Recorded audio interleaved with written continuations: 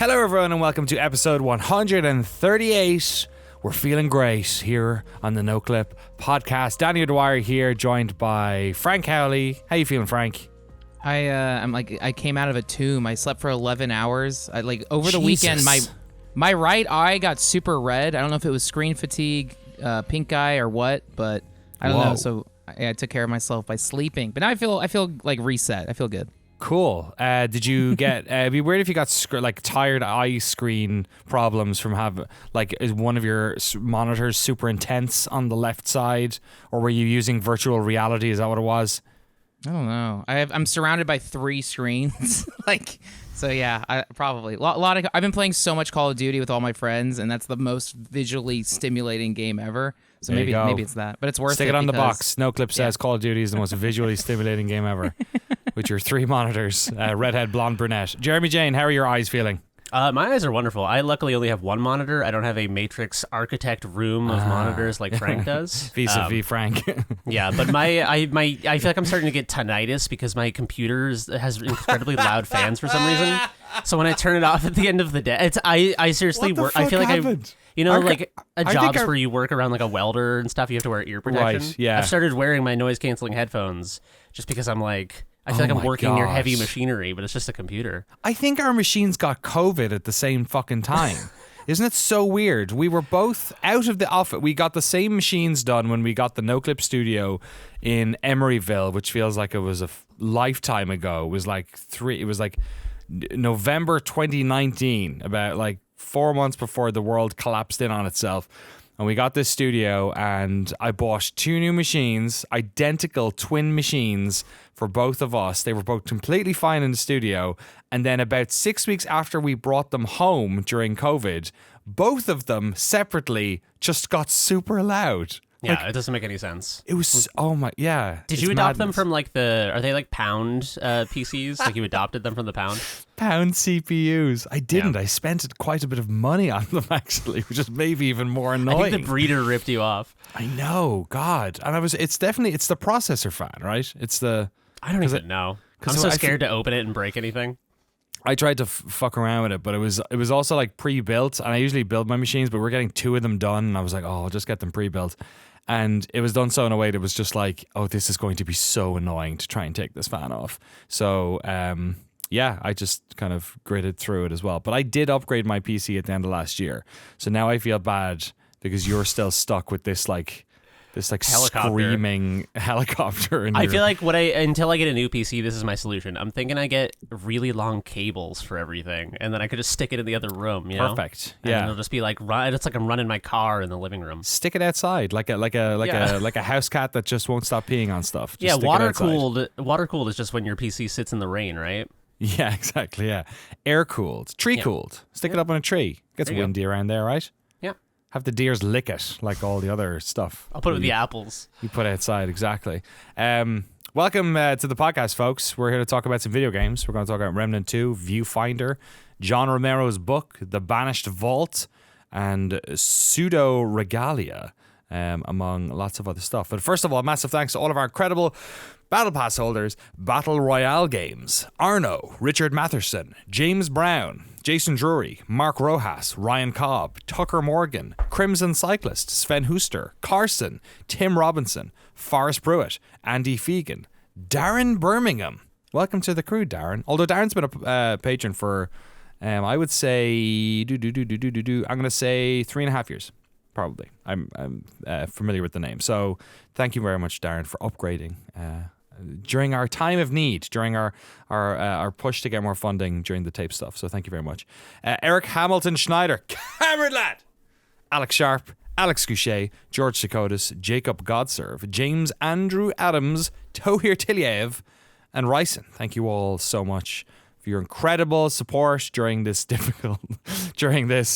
a sunny time. I feel like we've gotten away with it this year in California. Phoenix just had its 31 days where they were above 110 in a row, which sounds like a nightmare.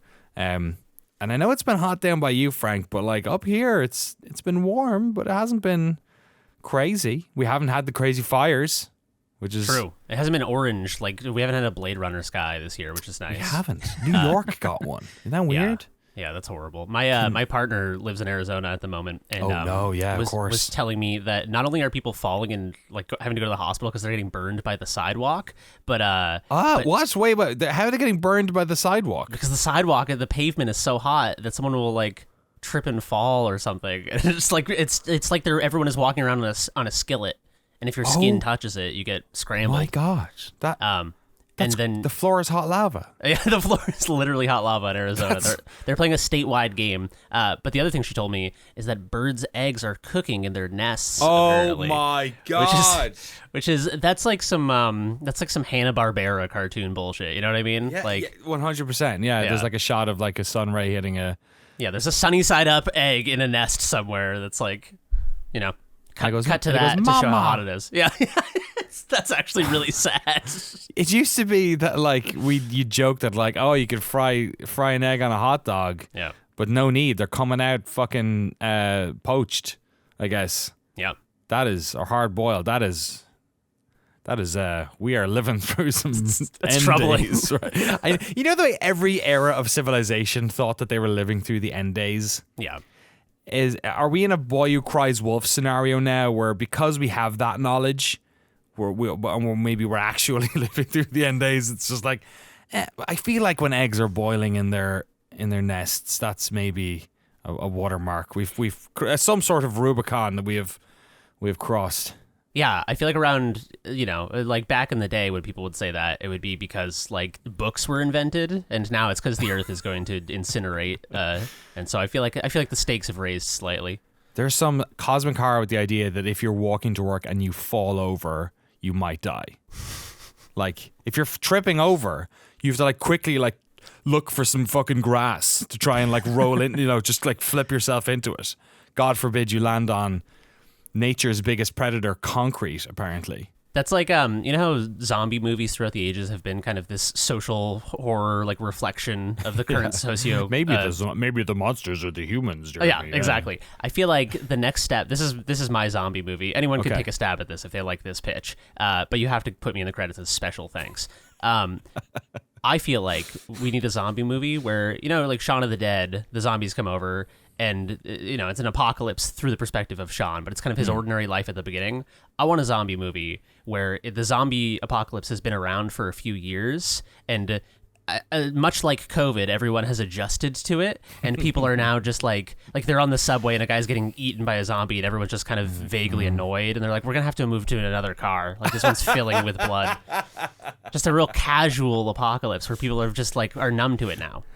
The frog boiling in the pot apocalypse, kind of, where we're just cool. Yeah, is that where we are when it comes to global warming? It does feel that way. Are we the frog in the pot? It does feel like the the IPCC, whatever it is, the climate change like board or whatever. I feel like every few years climate control. Yeah, see climate now. Control. Yeah, see. Listen, they could make it rain at any minute. The dude. libs are making I feel Epstein like Epstein fucking that's knew. what they took him out, dude. I feel like every few years they're like, yeah, we're on track to like, if we don't eliminate all refrigerators on the planet, we're all going to burn alive in our sleep within 48 hours, and then everyone just does nothing. Well, let's wait. Like all the latest, like new, and it's funny that we're just smiling talking about this impending doom. What else can you do? But yeah, it is funny how like the headlines that they produce nowadays are just it's too late. Like that's the actual headline they do now, which is where it's like, oh yeah, we've passed the point of no return, or like actually this has increased even more, and it's just like, oh, cool. It's kind of it's the ultimate sort of passive apocalypse for an age of hyper-consumerism, because it's like, listen, you know that buying Gucci and Prada is not going to make you feel whole inside. It's not going to fill the void in your soul. But it's like, what else are we going to do? We've like, it's too late. Let's just we got to just fill the earth with trash. That's all we can do. Yeah. I feel like we're giving Frank a fucking anxiety attack over here. No, zoning out. Starfield comes out in like over a month. You don't have to care about the outside. Just stay inside, boot it up on Xbox Game Pass, and you're set. Frank, are you saying who cares about our planet when there are billions more you can visit? Yeah. Designed by Procedurally Todd generate Howard? a new one. Exactly. Look at that planet up there. You can go there. You can go there. And you'll need to go there. You will need to go there. Todd Howard is telling you to go because this planet is spent and the Daedra this is becoming Oblivion. Remember those Oblivion gates in Oblivion? That was actually Earth in 2029. We're all going to be wearing those fucking masks and using swords because bullets just melt when you shoot them now, so it doesn't work. So you have to stab people. I hate the frog in the pot analogy is annoying because it does not exist in real life. If you put a frog in a pot, it will jump out because it'll be like, this is too hot, because frogs aren't that stupid. But there's no other one you can replace it with. Like, that's the idiom. We're stuck with it. Like, I don't know what else. What other way can we explain the slow changing of something and nothing and people not reacting to it? Like, yeah, there's no good metaphor for it or anything. Podcast and noclip.video. Yeah, come up with a better one. Let's coin it. Come up with a better idiom for the planet before we all boil to death. We got some video games to talk about, but first of all, gentlefolk, do you mind if I talk about a book? Of course. A book, a livre, a tome, if you will. I'm an idiot, of course, so I can't read. So I am not that people who can't read are idiots, but me in particular, I have the ability to read, but my brain is such a piece of fucking hamburger helper that I can't actually utilize it to read things without totally toning out. So instead, I've been listening to John Romero on this podcast. I'm going to play about 2 seconds of this from my phone so you can see where I am in this book. And hopefully John Romero and his estate will not sue me. Here we go. John Romero, speak now. And they finally got to work. Even though Heretic was a new game, I needed Raven to keep the same amount of weapons and weapon balance as Doom. It was a formula we knew worked. There he is. John Romero talking about Heretic. I'm up to the Heretic section on Doom Guy, Life in First Person, a memoir by John Romero. And this is the audiobook read by John Romero. It's fucking really good. It's like, I think I went into it thinking like, I really like John. He has like a crazy like memory. He's able to like remember he has some like condition where he can like remember insane amounts of detail about his past. And he's always been like great at like telling the history of games and stuff. But he goes into detail at the start of this book about his like upbringing in a way that he never did before. And it is shocking and incredible and absolutely like enthralling. Just born to young parents. He's, Mexican lineage, Native American lineage, families that were like super on the breadline, involved in crime to try and make ends meet, family members who were killed for being part of, various types of illegal activity. His mom and dad's relationship, his dad's fights with substance abuse, sort of like where he came from, all that type of stuff, how he moved around the country, his relationship with his stepfather, which was also, in many ways loving, in many ways physically abusive. It's just like, it's a fascinating story. And he comes at like this whole thing with such an like authenticity and vulnerability. And he's also like such a nice, empathetic person. Like there's no vendettas. He walks away from like everyone, even people who have like wronged him in very personal ways, with such like a understanding and empathy for the position they were in. It's really remarkable. It's like I'm listening to this book being like, I want to be a nice person like John Romero. Like it seems that way. And I know like, when you're writing an autobiography, you can sort of make up whatever you want and you can, say things the way you want. Well, from all the times that I've met John, he always struck me as a guy who's very like sort of matter of fact and doesn't like embellish the truth and has never had to, and is like authentically interested in people. I remember actually when I met him in Galway, we went for lunch after we did some of our interview, and we went to a pub with me, him, and like maybe 2 or 3 other people from Romero Games, and we all had like a bit of food, and I think everyone had a pint, but John didn't have a pint. And like I, didn't think too much of it because I was like, oh, he might be driving home later, or maybe he doesn't drink or whatever. And then when I was listening to the book, I was like, oh, I know why he doesn't drink. Like that is a choice which comes from his childhood. And he even talks about like the one time he tried it, which was the quintessential teenager. My dad is out of town, so I'm going to try everything in the liquor cabinet once, and then like fucking spewed his guts and felt like shit and was like, wow, I'm never doing that again.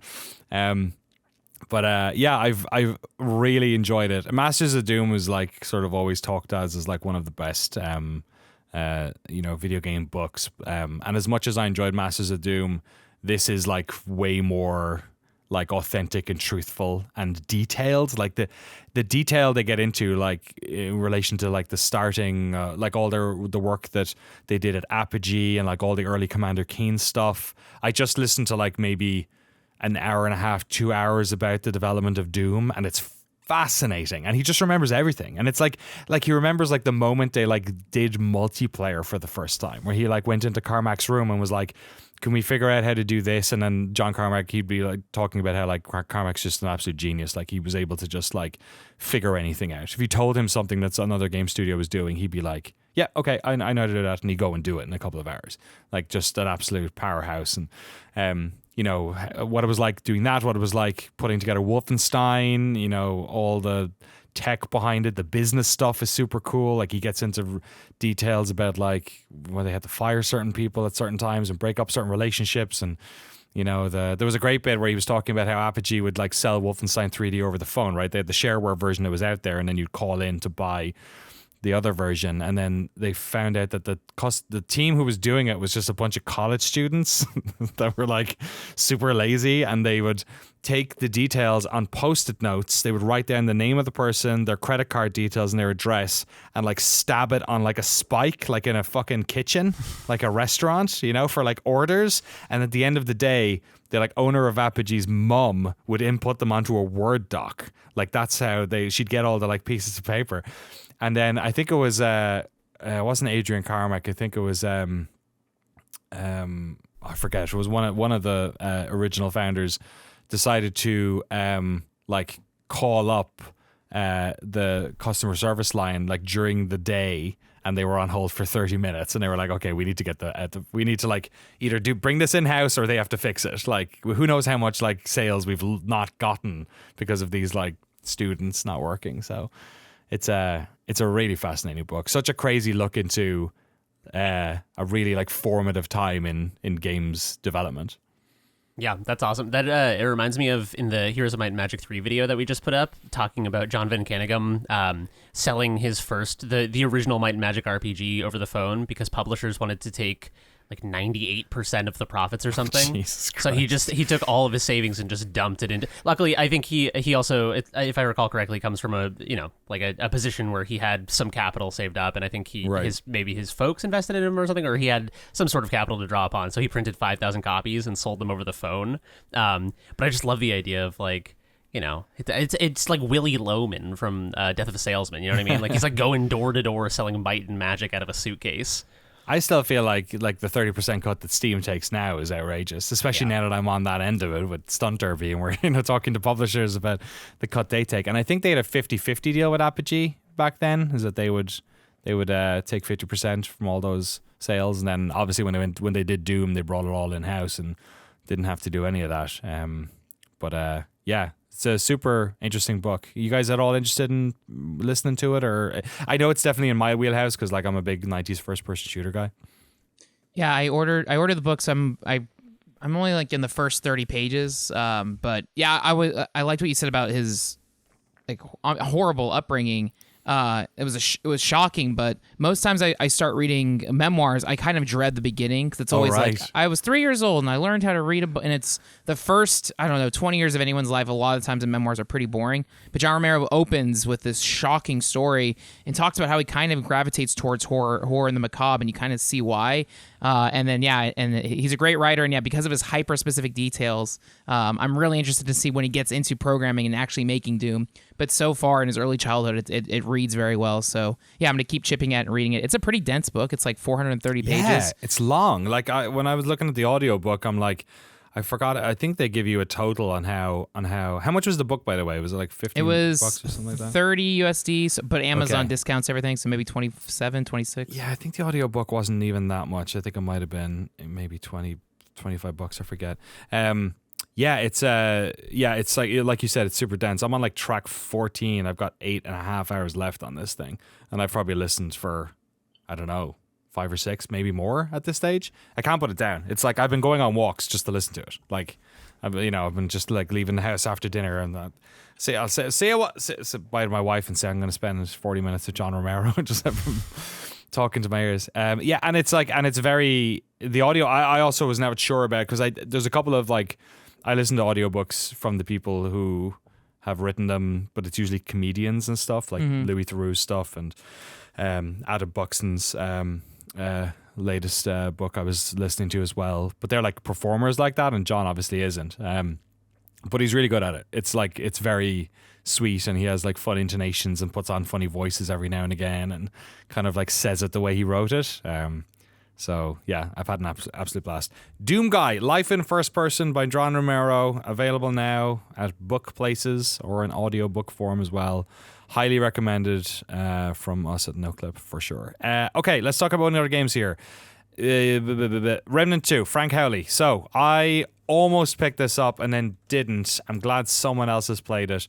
This is the sequel to Remnant from the Ashes, am I right? Yeah. Which is a sort of Soulsborne-y style game, but instead of using, much in the same way that I was saying about the Oblivion Gate future we live in, instead of using swords, they use guns. They use projectiles. How is this? Because people have been saying this is like, one of those sequels. You get one of those games that like, the first one was all right, but they really did it on the second. Like Mass Effect 2, or maybe that's first Mass Effect's decent. Assassin's Creed 2 is often mentioned. Borderlands 2, games where like the second one really sort of like, I don't know, got to where they were hoping to get that the first one didn't. What's your experience been of Remnant 2?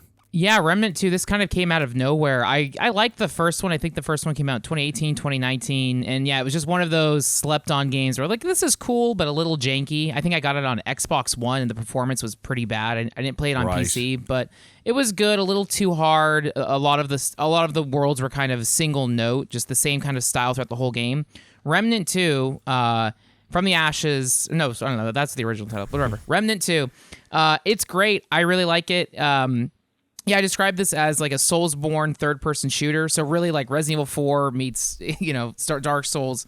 You can co-op with up to 3 players, but it also works really well single player. And I'm not sure how easy the first one was because I played the first one multiplayer. Remnant 2 has been a game that I can grind by myself and beat bosses with no issue.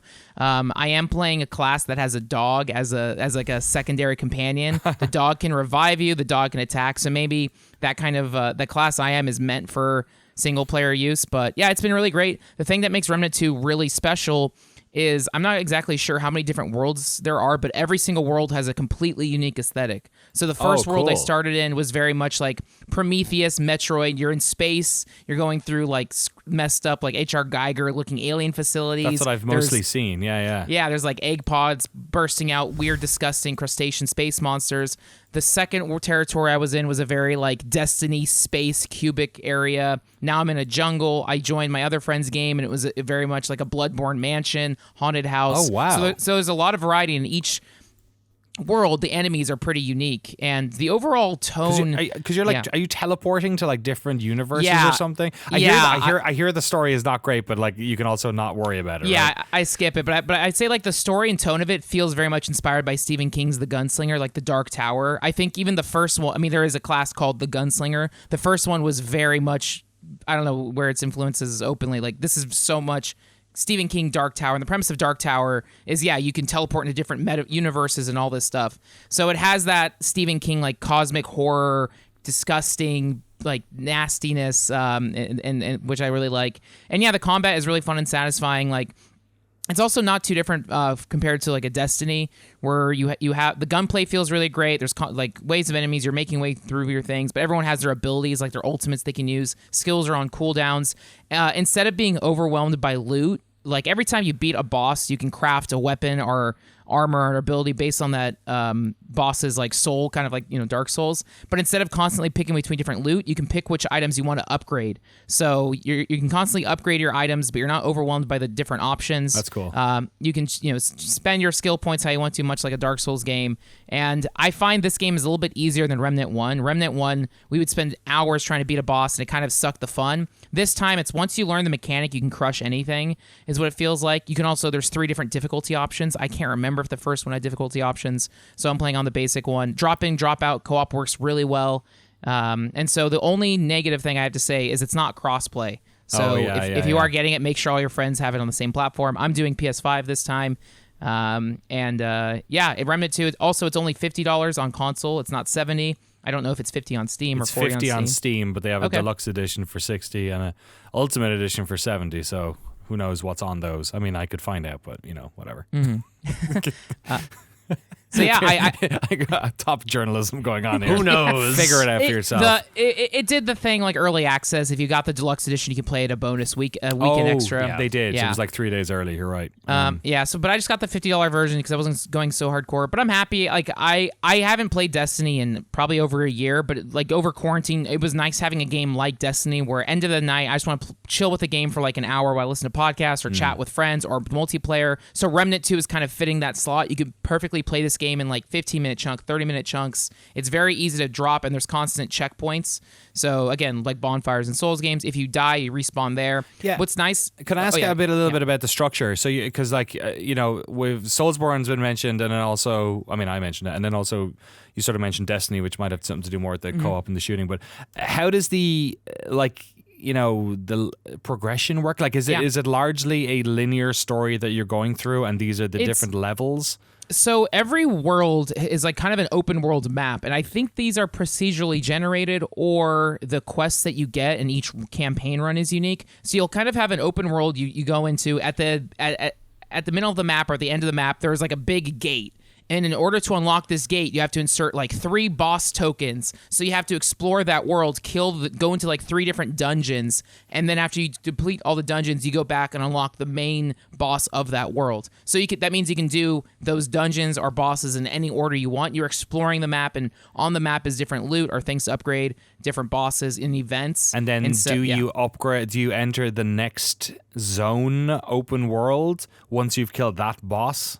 Yeah, so once you kill that boss, then you go back to your Dark Tower crystal, and then it spits you into this next world, and it's the same kind of progression. Cool. I just started this jungle world. I go and I talk to some elder. I skip all the cutscenes, and then it's like, great. Here's this locked door. You must kill this person to enter. Cool. And now I'm going exploring. Okay. And it's got that like that Doom Eternal or Metroid map where you press the map pad and you can see which paths you haven't gone to yet. It kind of lets you know like there's nothing beyond here. So it's satisfying, filling out the map, and then it's very obvious. Like, here is a dungeon. If you want to go in, then there's checkpoints, and it's you even know when you're done with the dungeon. You know when you've looted everything in there. So it's pretty easy, and it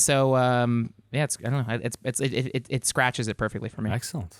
Remnant 2. Do you have any questions about that at all, Jeremy? I'm excited to play it. I really liked the first one. The first Remnant was one of those games where I wasn't sure kind of what it was going to be, and I played it with some friends shortly after it came out. And I would say we spent kind of like the first half of the game trying to figure out if the story was worth paying attention to. Okay. Like, I had one friend who we were kind of like doing jokes during a cutscene or something, and he's like, guys, come on, like, we gotta like at least give it a shot. And then maybe 2/3 of the way through, he was like, all right, you guys were right, there's kind of like nothing here. Right. But mechanically, it's unbelievably fluid. I think it's one of those games that if I played it alone, I might have kind of a middle of the road opinion on it. But because I played it as a social experience with my friends, I mean, it was like, that's like an 8, or it's probably like a strong 8 for me out of 10. Okay. Yeah, the boss fights, the way that they're different from Souls boss fights is interesting to me. A lot of the bosses in Remnant 1 and presumably in Remnant 2 almost feel like they're more inspired by like MMO raid bosses or bullet hell bosses or something. Some of them are more traditional Soulsy, like there's a big butcher guy in Remnant 1 who chases you around and is like a big dude pushing through walls. But some of them will shoot out, like a bunch of projectiles that are going to rain all over the arena, and it's kind of about positioning yourself well and stuff. So okay. Yeah, is it familiar at all to What's the one that came out? I'm thinking. I always confuse it with Control, but it's not Control. It's the one where you're. Returnal. Returnal, thank you. Is it a bit like that kind of? I haven't played Returnal, but that's actually a good nod, yeah, because that game seems to me like it's just taking the bullet hell formula and transposing it onto AA, AAA, 3D third person shooting. Which it is, because that crowd was they were the Resogun people. They're based out of Okay, isn't it Housemarque? Housemarque, Helsinki. Yeah, I didn't know what their like pedigree is or whatever, if that's the right word. But yeah, that makes a lot of sense. It feels very much like a Soulsy bullet hell. But yeah, I'm keen to play Remnant 2. I actually really enjoyed the first one. It does get a little silly by the end. Like by the time we got to the last boss fight, we were all kind of like, come on, dude. Like what the hell is this? But it's just like, it just feels so good to dive around and like pop a few shots and dive again. And it's just very like fluid and mechanically satisfying. Excellent. It's sold 1 million copies already. It's got very positive on Steam with 10,000 reviews, but it says 1 million units sold according to a blog post that they put up just an hour ago, I think. Speaking of pedigree, this is from the folks at Gunfire Games, which you may remember were the original team largely. I think they were founded out of the ashes of Crytek USA, but they were the original team as well who worked on the first Darksiders. I think it was Vigil was the name of the team then. So there's I know there's David Adams, the founder, was involved in both for sure. But they also worked on, so Gunfire worked on Darksiders 2, Darksiders 3, the Chronos series as well. So, at least with the Darksiders stuff, you can see there's a little bit of connective tissue here with that type of like building a big universe, operating within that IP, having a game be single player and co-op kind of thing to it. I know Darksiders 3 was a game that largely people were somewhat disappointed by. The rule of threes, as it were. So hopefully they can avoid that with Remnant. But it's cool. It seems like it's been a massive slam dunk. People seem to be really enjoying it. Reviewing well with critics and with players too. And I just want to double check what we're talking about in terms of platforms. Yep, it's on everything new. So PlayStation 5, Windows, and Xbox Series S/X. Remnant 2. Congrats to all those folks. And it's funny, I mentioned Borderlands 2 in the intro. This is actually published by Gearbox Publishing, which are the same people who are publishing Hyperlight Breaker.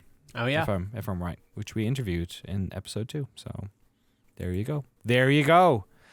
Everything's connected, man. He knew before they killed him. Let's talk a little bit about... I want to talk about the Banished Vault. So, this might be a Jeremy Jane game. Have you heard about this? The name kind of rings a bell, but definitely not. Okay, so, how does the idea of an interstellar gothic monastery sound to you? Does that sound fun?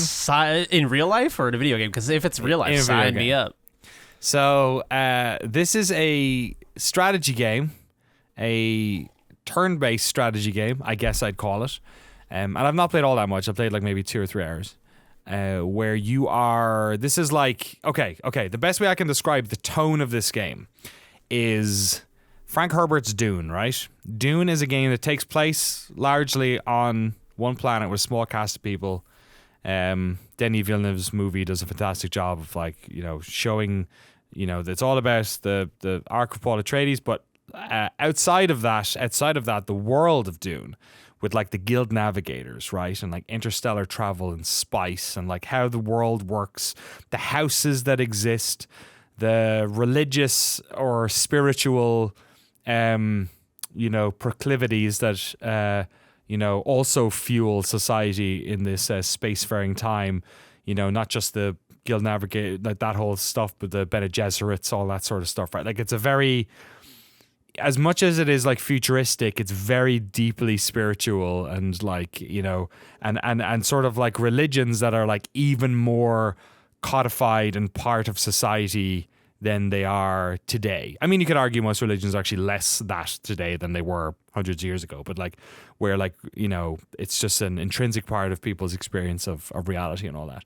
So the Banished Vault is, first of all, a lot of the vibe of this game when it comes like how they are treating, I guess, the culture of this world comes across in a fucking. You should just check out screenshots for this game. The UI, the art style, all that stuff is Oh my very. god, this looks so cool. Doesn't it look rad? Oh Yeah. wow, this is one of my favorite art styles I've seen in a long time. It's so good. It is. Yeah. So like that immediately was the thing where I was like, oh, I gotta see how the fuck this plays. Yeah. The soundtrack is just as good. It's exactly that type of like,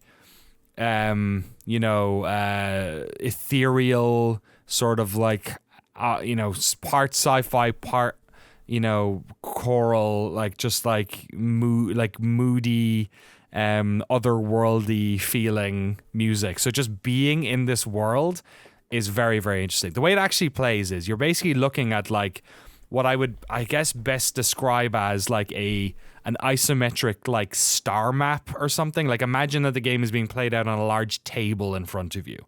And on that table is like these beautifully drawn images of the ship that you fly, which is actually like a huge like temple, basically.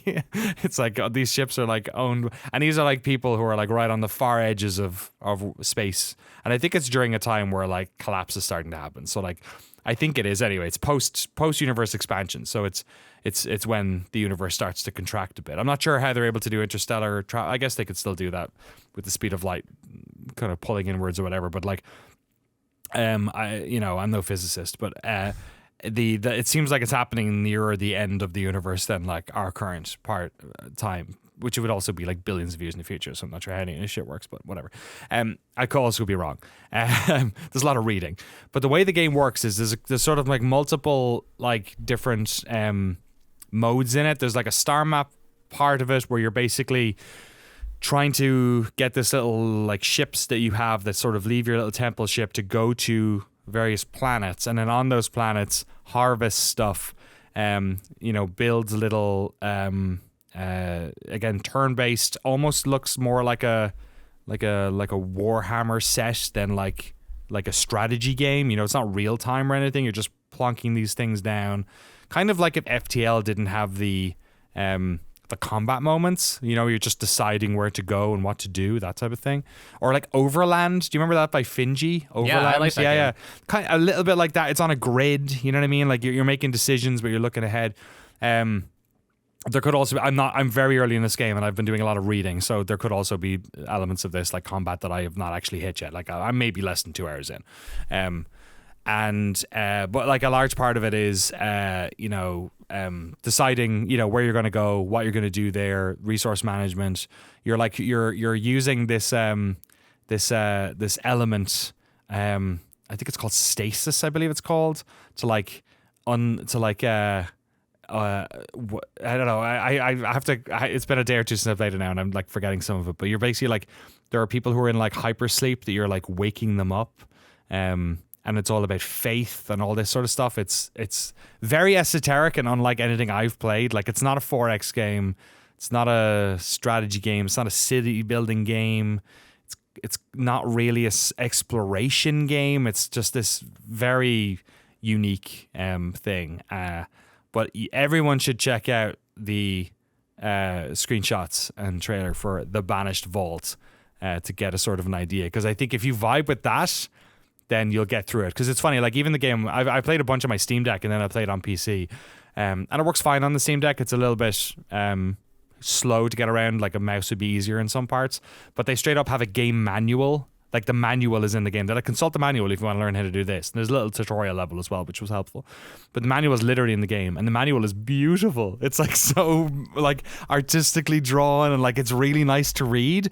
And it 100% feels like an old school PC game manual, because it's like dense with like, here are like the 6 steps you need to do this thing, and then the next page will be like some gorgeous picture of like a bunch of monks staring at a body as it's being like regenerated or something, and like some words about it. And yeah, it feels like a game that you shouldn't be playing, like something you found, you know what I mean? Like you found it like a floppy disk in a cardboard box in the rain. Totally. Like Yeah. It feels otherworldly, and everything about it from the moment the game turns on feels that way. Like it feels that way. It feels like otherworldly, and it also feels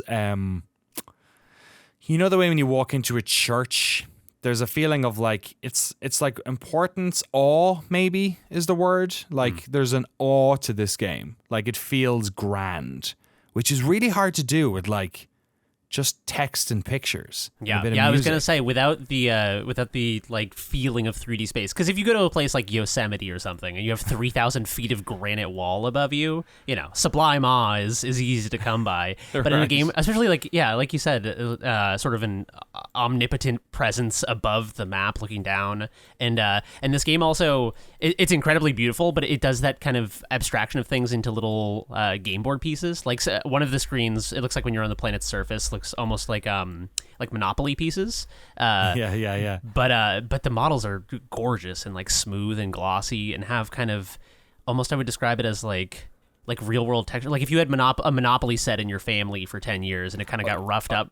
Yeah, you know what I mean? or like, It has or like a texture. super expensive chess set. Yeah. It looks more like metal than plastic. Yeah, you're right. Like a really expensive one that's been, But, and it's the use of white as the outline on everything because the game is so dark. Everything's like space in the background.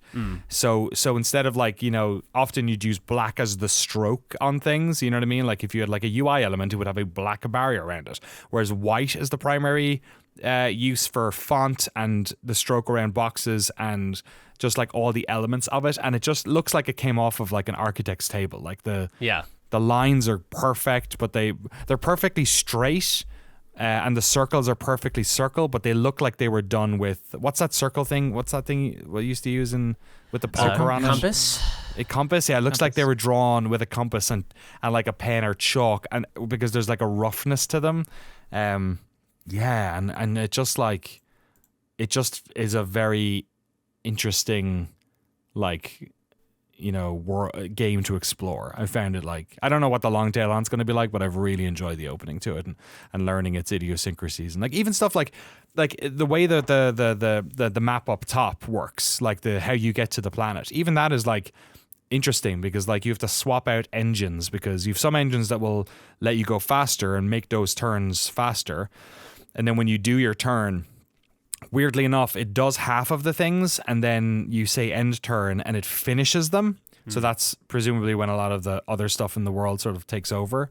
But then the other thing that it does is when you're entering a planet, having an engine that has a better thrust capacity to it rather than just like pure, you know, whatever speed or inertia or whatever is favorable for getting into planets' atmospheres and getting down to the ground, but it might burn fuel at a higher rate. So at a certain times I was like using the wrong engine because it was actually less efficient to use this other engine to get somewhere in the right amount of turns because you have to carry all your fuel, you have to carry all this sort of stuff. So it's it's neat. The Banished Vault, really cool. I love this art style so much. The illustration, because it mixes illustrations with 3D and the overworld and planet stuff. But the black and white illustrations are like they remind me of Gustave Doré, the artist who, I don't know how to reference Gustave. If you look up Gustave Doré, I feel like everyone will recognize his style. But he does the kind of like black and white scratchy lithographs with super heavy line work. Oh yes, of course, absolutely. Famous picture of Lucifer falling from heaven. That might be one people know. Or he had a very famous one it's on a lot of copies of Dante's Inferno, of Dante and Virgil like looking into the spheres of heaven or whatever. Yeah, it's a similar thing where it's like it's a black base coat, and then the white is like the detail or something. Yeah, that's super interesting. This is actually published by Bithell Games, which I did not realize. Created by a team called Lunar Division. It is only out on Steam, I think. I don't think it's out on anything in. Oh my god, you can buy the physical game manual on Amazon. Ooh. Oh, look at that. It's $5. It's only $5. Look at that. That is beautiful. That is the thing of beauty. Yeah, check it out. I thought it might be a game you'd like. I think it's worth giving a go. I'm definitely going to give it more because I feel like I've only scratched the surface. I was doing a lot of reading on the manual and stuff as well. Haven't done all that much of the game. Did the tutorial and then a bit of the first level as well. The Banished Vault. It's $24.99, so it ain't a cheap indie game either. But you know, it's I always feel like mileage may vary on that stuff. I had no problem paying $25 for this because it looks like a game it looks like it's worth $25. It looks like it looks like a fancy old chess set. judging by the reviews so far. 60 very positive. People are enjoying it. So yeah, check it out. The Banished Vault. Frank, let's talk about Viewfinder. You and Jeremy did a great little video over on Noclip Crew showing off Viewfinder. So if people want to get a bit more detail, maybe they should go check out that video on Noclip Crew. Viewfinder, how have you been enjoying it? Because you hadn't played it right until Jeremy showed you it, right? Yeah, no, I remember seeing the trailer for it during Summer Games Fest and thought, honestly, like, okay, this is neat, but maybe I'm too dumb for this. This looks like The Witness. I'm going to ignore it. Jeremy raved about it. He showed me it. And yeah, once the mechanic clicks for you, it's amazing. It really is, my way of describing it, it's Portal with cameras. I don't know, but it works. And what I love about the game is, on that clip look we did, Jeremy only showed maybe the first 25 minutes of the game. Every world, I think there's like 6 worlds in total, they keep adding new mechanics or teaching you new ways of solving puzzles, and I am constantly having those aha moments, and it is awesome. It's really surprising how much I love this game, and I think I'm only halfway through it. I want to beat it. Oh, cool. There's another element to the game that they introduce to you maybe by the first or like by the second hour that, I don't know, they essentially give you the equivalent of this game's gravity gun. So yeah, I think it's great. Nice. Yeah, I'm not that far yet, but I've last night I played it for maybe 2 hours. I actually decided to play it with the PlayStation VR 2 on, which it doesn't support VR. But it's still, you can play games in that thing, and it basically just has like a big screen in front of you. And it was a very nice way of playing it, because like I couldn't look around or anything, but like it gave me a little bit of a feeling of, because that game is somewhat about, being in one of those worlds, right? Like plugging into those worlds and stuff.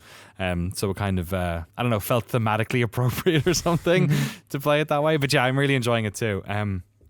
I haven't found, I think I was going in because so many people had mentioned that the dialogue is a bit not great, the voice acting or the script or whatever. I think because I went in with that expectation, it didn't grate me as much. But it's not amazing. You can turn it off, of course. But I found it useful at the start because there's some like pointers. Like she kind of gives you a heads up about. I think the cat's good. I think it's the main character who's talking to you. Although at a certain point, her ability to talk to you gets cut off a bit. And I was like, but she rings the phone, and if you don't pick up the phone, it keeps ringing. So she's like, no. I'll be able to get to you. Just like if you see a phone and it's ringing, pick it up. And so I'm like, okay, finally, I have the option to ignore Jessie. Jessie's her name. Yeah. And then you get to the first level with the phone, and it's like, bring, bring. I was like, all right, surely it'll go to voicemail after a few rings, Like, I'm like, you're like sitting at the dining room table with your family, and they're like, are you going to get that? You're like, no, let it go to voicemail. But it rings like 100 times. You got to pick it up. I'll plug it out. Remember plugging out the phone? Remember that? Yeah. Oh, fuck, I didn't realize you couldn't just like ghost her. Okay, well there you go. Maybe I'll take back. No. I hate only talking about negative stuff. No, of course. Play an otherwise game that's great, and like I'm sure they all tried very hard and that XYZ. But I think you guys turned it off for the quick look, for the clip look, for the whatever. Yeah, you just called them quick looks. On Noclip Crew, which obviously was a good reason because you couldn't have them talking while you're also talking, but also that's a valid way of playing the game. Although I will say the audio logs with the other people I actually quite enjoy. And the cat's really good too. So yeah, the audio logs are good. Also, I just want to make a note that like I don't think the voice actress who did Jessie's voice did a bad job at all. I just think that it is I don't think that there is a lot of purpose to the script lines that she's trying to say. Yeah, I thought that too. I found it superfluous. I did. Yeah, exactly. That's the perfect way of putting it. I felt like I don't blame the voice actress because I don't think she had a lot to work with. I think her performance is fine. I just think that they're, it's like, the classic scene in like movies about making movies and the actor's like, so what's my motivation in this scene? I kind of feel like if she asked that question in the booth, they'd be like, yeah, you're like, the guy just fell in a pit. You're like watching him and he's like in a pit. Have you completed it? Yeah. Because I was wondering if eventually there's a reason why, but maybe the's not. Why she's on the phone with you or whatever? Kind of. Not really. Not I feel really. Like if it's you won't learn any more about that than you currently know. Yeah. Do you know what it reminded me of was recently I was talking about the Looker, the Witness clone, and one of the things that the developer of that game was mentioning as a sort of reason to have made this game, which is a clear parody of The Witness, was that he wanted to toy around with the style of development which John Blow executes in The Witness, which is just entirely hands-off. Like, no tutorial. It's a new type of playing a video game, and the only clues for how to play that game are in the design of that game. There's no one calling you up and telling you what to do. There's no notes written anywhere telling you what to do. And it's a really, really tricky thing to do. Like, it's not, when it works, it seems like it works because it's so, elegant and effortless, but it's actually a very, very tricky thing to do. And what I felt like, it's funny you mentioned that she's her voice lines seem like they're actually not required, is that there were times where I felt, a slightly stronger design without that crutch might have been like more interesting. Like, I don't know if you took out the voice entirely if the game would still work, or would I get stuck somewhere? And if you're like a developer of a game and you don't want people to get stuck early in your game, it makes complete sense to just like stick a voice in there because they'll be able to tell them what to do, right? I get it. But it did feel like, I'd love to see a version of this game where they didn't have they had the creative restriction of not being able to do that, and they had to figure out a way to do it without the voice. I also, because I saw you guys do it with the broken bridge at the start, I took a different path to see what would happen, and a different bridge broke, and the first one, and then when I rewound, it was always that bridge that broke instead. So I thought cool. that was a cool little design thing that I liked about that intro as well. I watched a few speedruns of the game, and it's so funny because, so I think the current speedrun record last time I checked earlier this week or last week was 29 minutes for the whole game. And it's very funny because in a level where it's like, all right, you got to grab the first photo, go over there, second photo, go over there, third photo, go over there, and then the teleporter is like the fourth photo over here, and the speedrunner will pick up the first photo and just turn 180 degrees around and place it in some absurd location and just go straight to the end teleporter. And it's so funny to watch. That's like after cool. like levels that I watched Frank stream some of the game, and there was one level where I was like, oh, this one's like tough. This is good. I got stuck on this for like 20 minutes. And Frank was like, oh, what if I just do this? And it was over in like a 1 minute flat. And it's so funny. Amazing. I mean, to me, that's good puzzle game design is if there is enough room to have different approaches, but not so much room that like the problem that I run into in some puzzle games is that I'll look at the puzzle room and I'll be like, oh, will the developer let me do this? This is a possible solution. But exhausting all of those options can take so long that it's like I'll waste 10 minutes seeing if I can build a bridge 10,000 feet into the horizon. Yeah. And it's like, at some point you're like, okay, the developer does not want me to do this. But it's that fine line between letting you try anything and also not letting you waste your time. And I feel like Viewfinder does a very good job of you can exhaust every option in at least like a minute of trying. You'll be like, I don't think this is what I'm supposed to do. And so you just get to try a bunch of different fun stuff. But it leads to fun moments like that where I'm like, this is like the hardest puzzle of the game. And Frank's like, what if you just like walk to the teleporter in 30 seconds? Then it's easy, right? Like, yeah, I mean, I guess you could do it that way. It's very like the problem solving. The magic of it never hasn't like, I feel like when you're playing a lot of these games, like, Portal's amazing, right? But like the portals themselves, sometimes the magic wore off after a while, and then they had to keep introducing other things to do with the portals, like the liquid in 2 or the bouncy stuff or whatever like that. And maybe that's a sequel thing, I don't know. But I think the especially the camera mechanic that you start out doing a lot of is still hard for my brain to wrap my head around. You know what I mean? Like still, yeah. I'm like is that what's really I have to like look at it and think what's going to happen. And that's really cool. I think that's like, it means like I'm doing a lot more messing around and messing up and trying things. And that also the results are almost always not shocking or surprising, but like a little bit surprising. Like they're always like, oh, cool, that's what it did. It's not like I'll put it there and then that's how it'll do. For some reason, every time I do it, it still feels crazy. You know what I mean? It's retained it. I mean, I've only played 3 hours or whatever, but yeah. No, I mean that's because it's a shorter game. That's a good portion of it. I feel like by then you kind of have a sense of whether you like it or not, and that's why I don't mind the length of it, is because the entire duration of it, I just had this childlike sense of awe coming through. Like every single level, I would say almost every single level, the aha moment where you finally click and you're like, oh, that's what it wants me to do. It's like I love those moments. It feels like this weird transcendent connection between designer and player, where you're like you're trying to figure out what the design of the level is, and you're trying to be like, it's almost like you're role playing it. You know what I mean? You're like trying to play the role of the person solving this puzzle, and you're like, is this what you want me to do? Like you're just trying to figure out like the silent intention of the developer, and then when you finally click and realize what they wanted from you, it's this very satisfying moment of like, you like the bricks all fell into the right spot and you did what you were supposed to do. And like, I don't know, that game made me feel very smart and very dumb, which I love about puzzle games.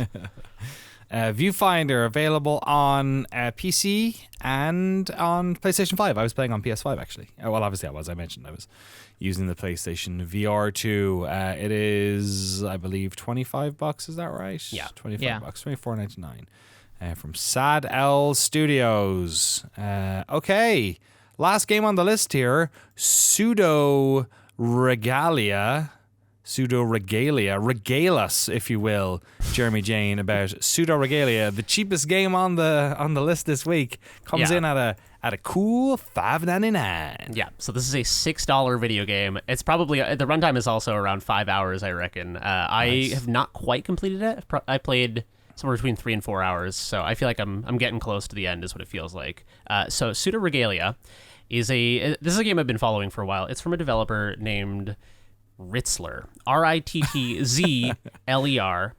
Okay. This is an indie developer who has made a bunch of not a bunch, but a handful of small 3D kind of action platformer style games. Very inspired by. I would be shocked if this game was not mostly inspired by Mario 64. That feels like the biggest inspiration to me. But anyone who's played old platformers like Jak and Daxter, Banjo-Kazooie, things like that will feel right at home playing this. But this is I guess a Metroidvania is how I would describe it the most. It's kind of an N64 looking traversal Metroidvania.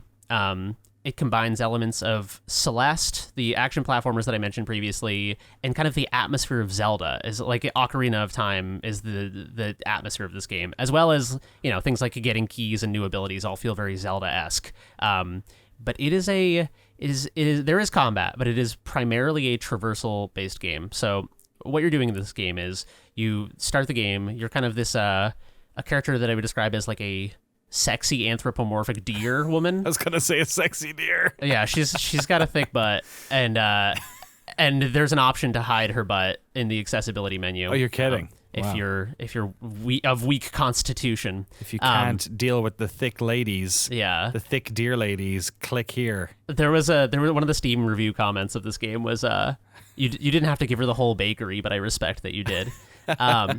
So what you're doing in this game is essentially you're going around and you're in Metroidvania style. You're getting new abilities, which unlock new parts of the map, obviously. But all of the abilities, except for the kind of like 2 combat skills that I have so far, are traversal based. So essentially, you start out with kind of just a normal jump and a ledge hang, and over time you get I won't rattle them all off because part of the fun is discovering what these new traversal abilities are, but they're things like a slide, and then when you get the slide it's like, but this technique is incomplete, so you can slide under things, but then eventually this is the only other mechanic I'll reveal, but you get a jump ability that tags onto the end of the slide, so you can chain together a slide and a jump. And as you get more of these traversal abilities, the very kind of simple but satisfying platforming transforms into this elegant ballet of traversal mechanics where I guess the other one that it's shown off in every trailer, so I feel comfortable talking about it, is you can kick off of walls and it will propel you away from the wall. And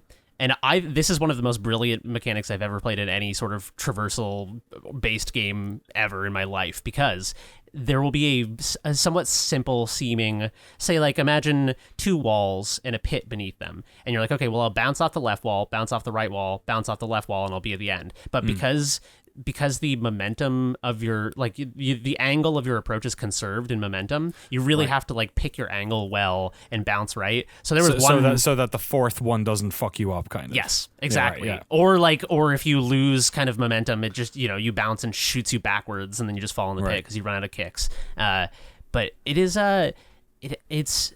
I found myself very challenged at some points in this game, and I kind of expected. I don't know. Sometimes when I see like a game that's cute in presentation and kind of retro indie, I'm like, okay, this is a game where it's going to be really fun to play, but it's not going to punish me or whatever. But this game really does live up to kind of the Celeste DNA in it. There was a couple of moments where I was like yelling at my computer. I mean, in a delightful way. Like I really like precision platformers like that. I like to be challenged by them, but there are some like actual legitimately tricky bits. But I have a lot more to say, but I'm curious what you guys make of this game so far. Yeah, I think the look of it is difficult to explain because it definitely has that like N64, 45-degree angles kind of thing going on, and the lighting is very direct and stuff. But it doesn't look cartoonish. It's not colorful. It's like it's more strained, more gothic, more castles and sort of lots of light and dark areas. Again, not to.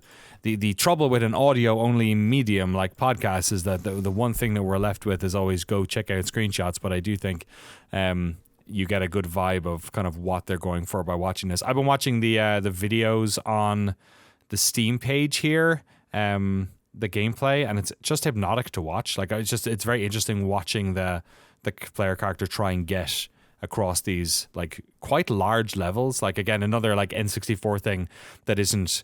it's like N64 with like a proper draw distance, right? Because there are these big zones to it. So what's the deal? It's like a 5-6 hour game kind of feel. Is it, how difficult is it? Like, are there levels that are like, is it Cat Mario levels of platforming, or is it like, Celeste, I feel like got hard, but never felt completely crazy out of reach. There wasn't like a spike in difficulty at any stage. Yeah. Other than the B-sides, I felt like the main part of Celeste was like pretty tolerable. I would say there's probably like a half dozen points in the first 3 hours of the game that I was like, oh, this part is actually very, very challenging, and I had to die and go back to a save point and die and go back to a save point a couple times. How was the checkpointing actually?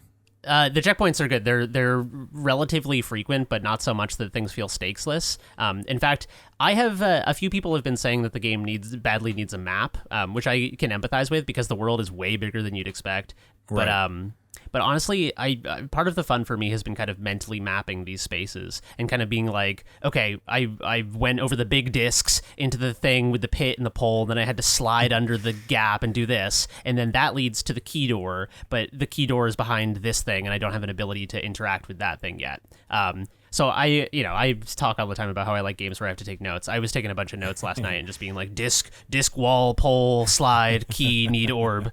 But yeah, it's I don't know. It's just like the atmosphere in this game goes so far. It feels so much like a Zelda game. It's unbelievable. I felt like I was playing like a weird Ocarina of Time spin-off or something. Like an unreleased Majora's Mask kind of bit or something. Like the texture work goes a long way too. So if anyone who's ever worked in Unity will be familiar with this, but if you import an asset into Unity or presumably other software, Unity is the only one I'm familiar with.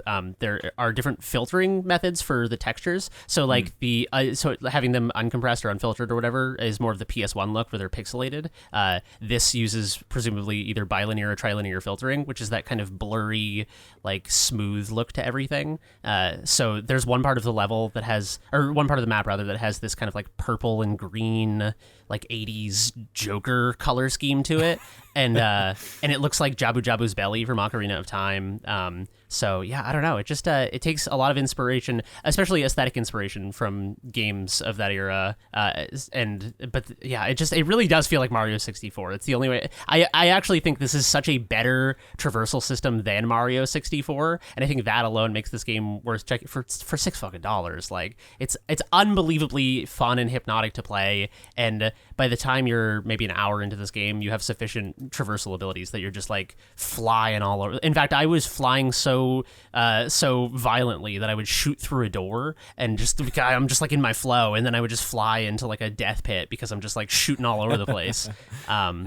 According to the good people on r/Steam Deck, this runs perfectly on Steam Deck. Oh, good. Just got Steam Cloud support as well, so you can jump between the two, no pun intended, if you want to. This looks neat. It's Man. really good. The other thing I want to mention is that the sound design and the music are both unbelievable. Like every single enemy, the noise they make, every single time I hear it, I'm like, oh, that's so like weird and delightful. And I don't know, there's like a lot of like squishy, weird, squeaky noises. There's a lot of like bit crushing. The music is like, every single time I got to a new biome and the new song would kick in, I'd be like, this is the best song yet. And then I'd get to the next one and be like, no, this is the best song yet. Yeah, it's I forgot to write down their name. I think it's Potato Tito did the music. Right. I'll get the link to you so we can put it in the description here. Yeah, people can check it out as well. I had it's Pseudoregalia. If you can figure out how to type that, you'll end up on the Steam page. Nice one. All right. Well, covered a lot of games this week, a lot of interesting ones, mostly games that we really have a vibe, don't we? You really have like a. Would any big games come out this week? I'm trying to think. Are we all just clenching our butts for Baldur's Gate 3? Is that what's going on at the moment? Might be the case. Did any big games come out? I don't know if any big games come out. I've just been. My brain goes like, where do you go to find that? At like GameSpot.com, GameStop.com, IGN.com. Yeah, no, but you're right. Like, where the fuck? You go to the Wikipedia page of 2023 video game releases and then try and squint your eyes so you can see past the shovelware that sometimes makes its way onto that list. Yeah, or I think who's the other one that does? I think somebody like one of the like Games Radar or somebody does like a here's the games coming out this week like thing every week. Yeah, it really does seem like July was kind of a dry month. Pikmin 4 came out, but like those games have always been kind of brutal for me to play. I've heard Pikmin 4 Frank was assaulted by a Pikmin. He was assaulted and then indoctrinated into a big 100-person children crowd of people who were forced to do a gardener's bidding. Yeah, they would pick up giant strawberries together. I heard Pikmin 4 is much more approachable because I know the Pikmin series. I've never played those games. I was shocked to hear that they're widely regarded as very difficult because they are so cute in presentation. I just assumed like fucking Viva Pinata, man. They're just some games are just they're trying to bait and switch you. Yeah, I just thought they would be like fun and delightful to experience, but apparently they're like they kind of kick your ass. Yeah. What are anything else come out? I guess Pikmin 4 as well. Next month, I guess in August, Armored Core 6. Frank, new from this software. month. Yeah. Oh, God, it's August. It is August 1st right now. Wow. It'll be August 3rd by the time this comes out. Or 4th. We're in it, baby. Sorry, what's coming out? Yeah, Armored Core 6. Yeah. From software game. Sea of Stars as well is at the end of August, which is I have been so excited for Sea of Stars. You have.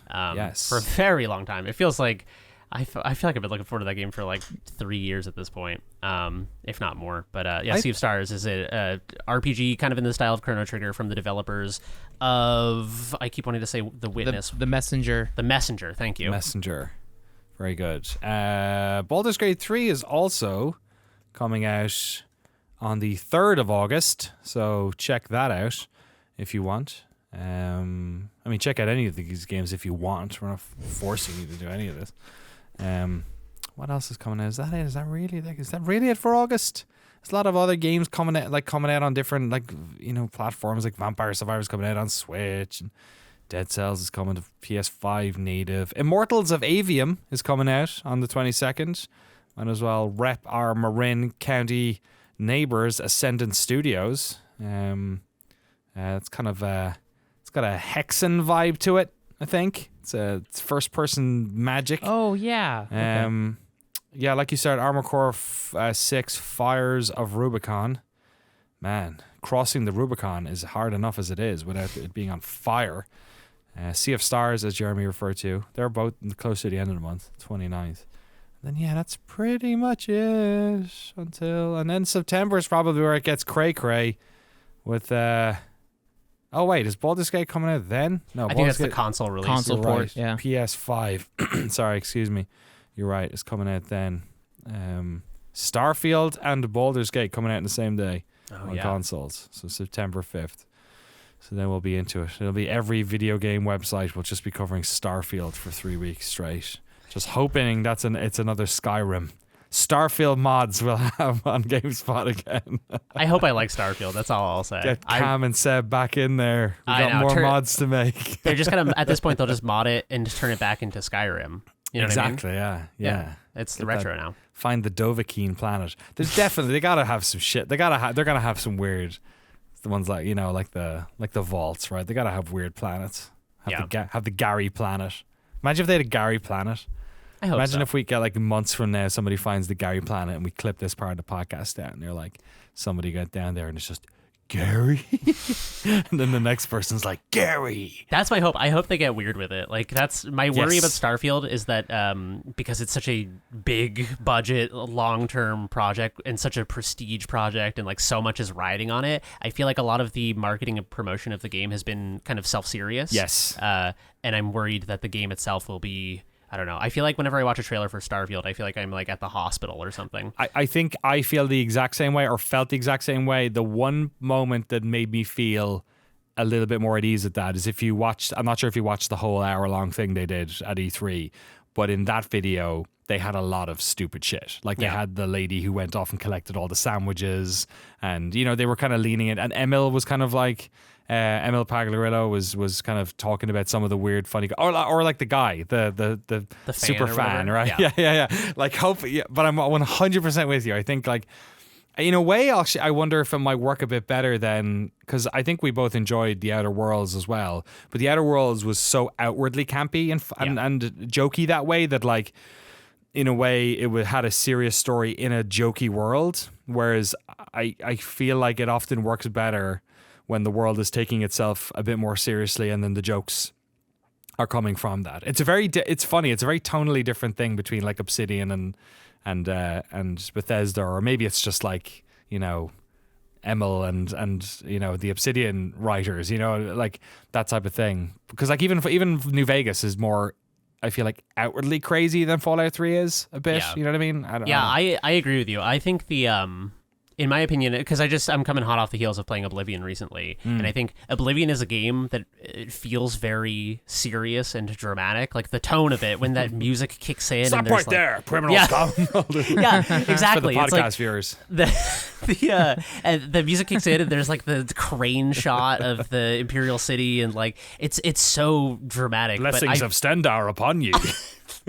Actually really good with the camera. That works really well. But you're right. It's like The Outer Worlds was too silly. So then when it tried to be serious, it was like your friend who's always joking, and then one day he's like, "My dad is real sick," and you're like, "Is this a bit?" Like I can't tell if you're doing a bit right now. And then, I like when the game is serious, but then things that happen in Oblivion were so ridiculous, but it's in the context of this like serious world. And so I don't know. I wonder if part of it is like letting the player be the catalyst for the campiness or silliness or something. Like letting you be the agent of chaos might be part of it. But yeah, I do like when games ride that line between the game takes itself seriously, but then things that are subversive kind of happen within that diegesis. Like it's not winking and nodding and being like, remember, you play in a video game. It's like things are happening in world, but they're ridiculous or something. Which is why I find it funny that like I've so much of like the we talk about games being realistic and immersive and honestly, I think some of like the games that we actually enjoy spending time in the most are very not real in obvious ways, or like very like tonally completely in a different place to where we are, and that's the point. Like Oblivion, like no one's playing Oblivion like going, I'm a knight, la la la. You're not like taking your moment to moment in the world either. Like when you're playing Oblivion, it almost feels like you were transported there from the future. You know what I mean? Because like when you're playing the game, it's not like you're role playing in that way, as opposed to like, I don't know, The Witcher. When you play The Witcher, Geralt is voicing it. It's like a third person perspective, and you are kind of role playing within the reality of that world and trying to believe it and all that sort of stuff. was maybe it's the first person thing, and you just have a nameless character, and you make your own character at the start, and you're doing, and you're deciding so much more what you're doing in a moment to moment. But like specifically, those Bethesda games feel like fucking theme parks. You know what I mean? Where like everyone else is forced. It's medieval times. Everyone, nobody's going to medieval times because everyone's like, nobody goes to medieval times because they want an historic representation of or Renaissance fairs. Like Renaissance fair is actually a good vibe for it. Nobody's going to the Renaissance fair because they care about history. If they would, they'd be wondering, wait, this isn't the fucking Renaissance. Why is this called the Renaissance fair? Yeah. They would instead they're just there to have fun, dress up, act silly, and watch some people ride around on horses with sticks and eat a turkey leg. Yeah, what it makes me think of is, do you guys remember Facade? It was. Like oh my god, yes! Yeah. I love that weird game. Yeah, so Facade is unbelievable. I came on my radar again recently because there was someone that I follow on Twitter, a dev, reposted a very small prototype. I think it was called Escape from Chat Station by Timothy Joseph Gatton. Okay. It is a very, very tiny prototype. Like, it takes like a minute to play through. But essentially, it is a open text input game where you awake on like a plane, starship or something, and there's these two giant animals next to you, and you turn to them, and they're like, "Oh, you're good. You're awake," much like a Oblivion game. And there's just open text input, so you can just say whatever to them.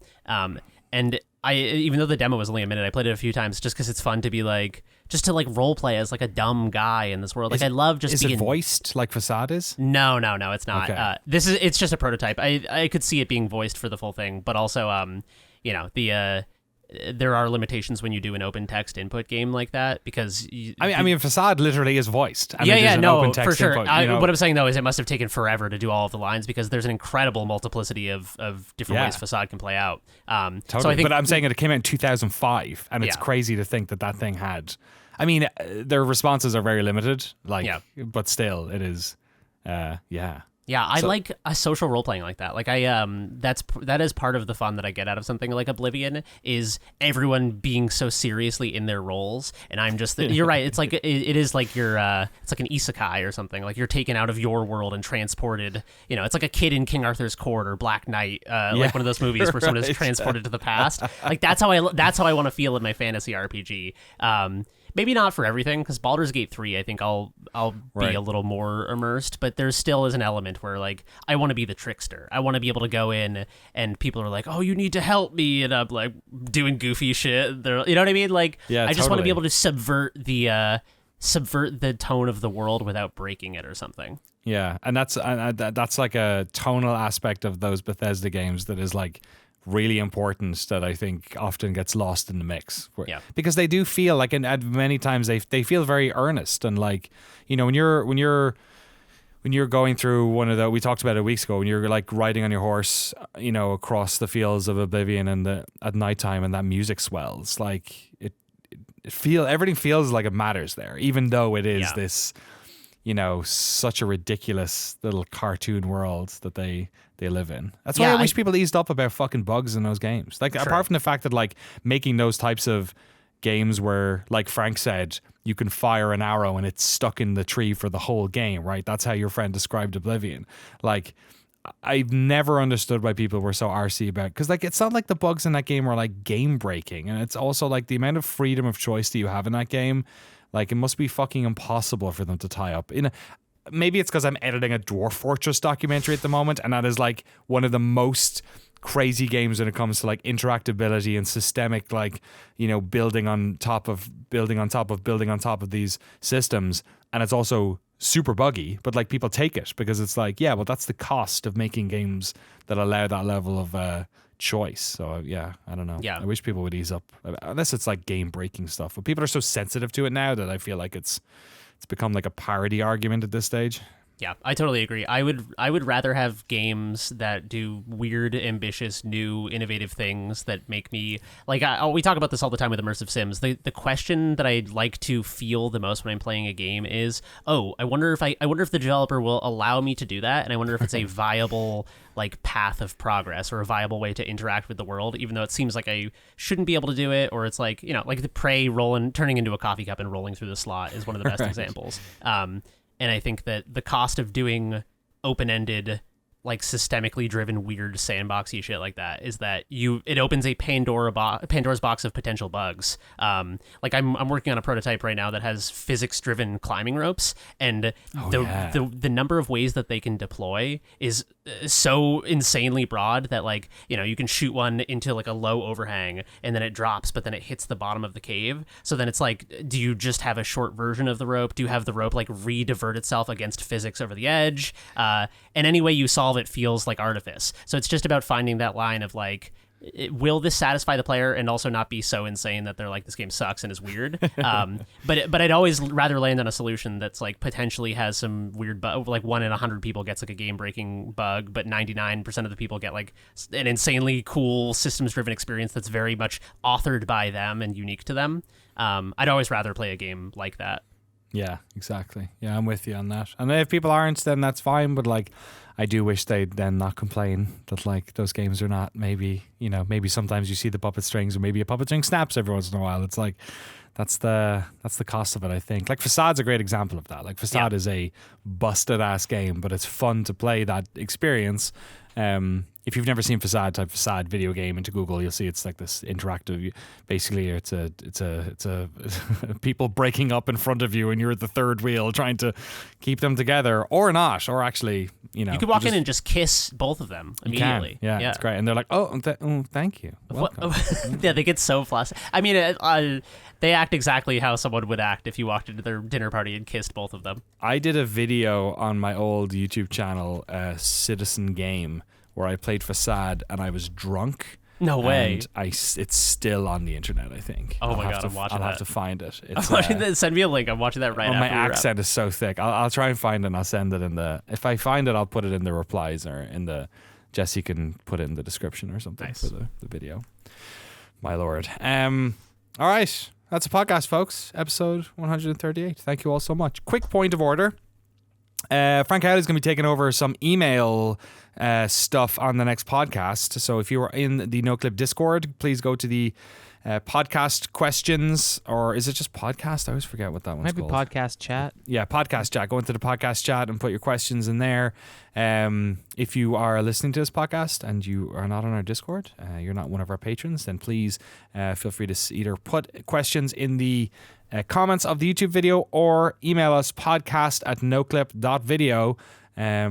We're also generally just like, there's a lot of stuff going on behind the scenes at the moment. We're spinning up some ideas for Noclip, some other business opportunities that we've been sort of talking about in the background.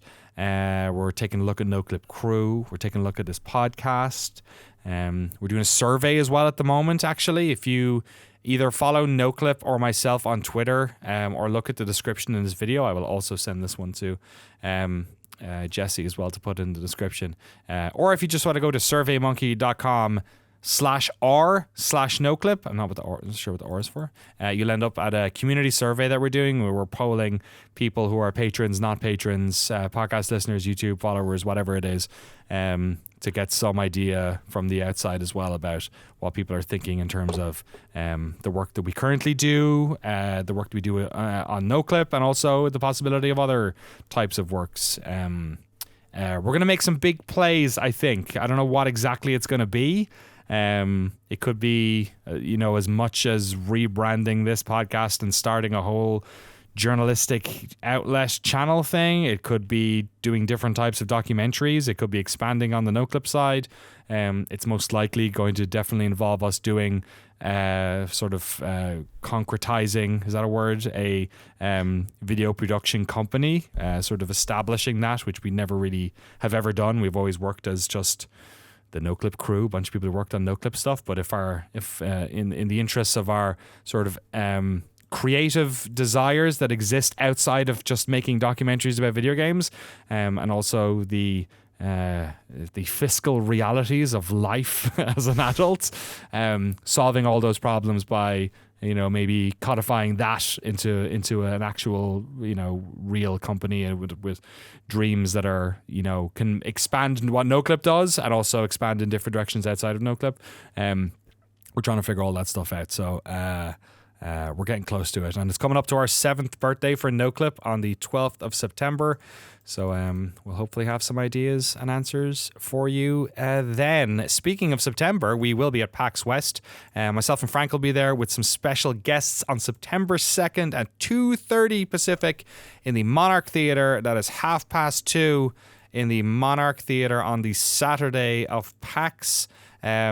I'm also knee-deep in Dwarf Fortress at the moment. That documentary is coming together super well. Frank, the stuff that you filmed at PAX East was fantastic. There are some like genuine Herzogian moments in this, which I am like, holy shit. Frank just like doesn't say anything when people answer questions, and it just makes them like fill the space. And that's a good like, interviewer. That's like what a good interviewer does, is hold the space. Because like, sorry, go ahead, Frank. No, it's what I taught my students. It's like, because kids are so anxious too. I mean, I'm the same thing, like when filming, but I'm like, no, you really don't. Once you're there recording, just let the camera roll. Like the people on the other side of the camera, they already said yes to the interview. They want to share stuff, and like, it's like if you let the space hang, the second, third, fourth, fifth thoughts will fill, and it's those fifth thoughts. That's the gold. It's the same thing with like Eric Andre. When they invite a guest, they'll interview him for 4 hours, and they use the last like 20 minutes of a 4-hour interview where they are so over it, and then they feature that 20 minutes. Yeah. I never knew that's how he did that. That's very, very funny. That makes a lot more sense now. Oh my God.